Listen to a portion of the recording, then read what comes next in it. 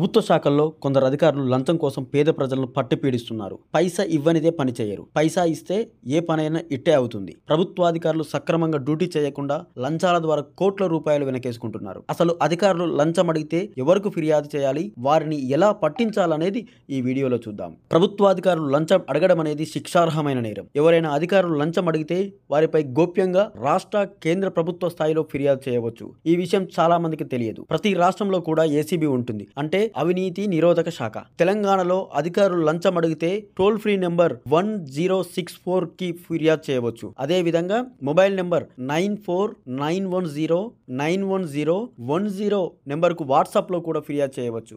ఆధారాలతో పాటు ఫోటోలు, వీడియోలు పంపవచ్చు. లేదా acb.telangana.gov.in వెబ్సైట్, అదే విధంగా dgacb.ts@telangana.gov.in ఈమెయిల్ కు కూడా ఫిర్యాదు చేయవచ్చు. అదే విధంగా ఏపీలో అయితే 14400 టోల్ ఫ్రీకి, అదే విధంగా వెబ్సైట్ apacb.gov.in, అదే విధంగా మొబైల్ యాప్ APACB 14400 అనేటువంటి మొబైల్ యాప్ ద్వారా కూడా ఏపీలో ఎవరైనా అధికారులు లంచం అడిగితే ఫిర్యాదు చేయవచ్చు. కేంద్ర స్థాయిలో సెంట్రల్ విజిలెన్స్ కమిషన్ కు PORTAL.CVC.gov.in వెబ్సైట్ ద్వారా ఫిర్యాదు చేయవచ్చు. లంచం అడిగిన వారి పేరు, వివరాలు ముందుగా వీరికి చెప్పాలి. మీరు ఏదైనా ఆధారం ఉంటే, అంటే వాయిస్ రికార్డ్, వీడియో, మెసేజ్ కలిగి ఉంటే ఏసీబీకి ముందుగానే చెప్పి వారి సహాయంతో ట్రాప్ చేసి ఆపరేషన్ చేయించవచ్చు. ఇలా చేసి అవినీతి అధికారుల భరతం పట్టవచ్చు.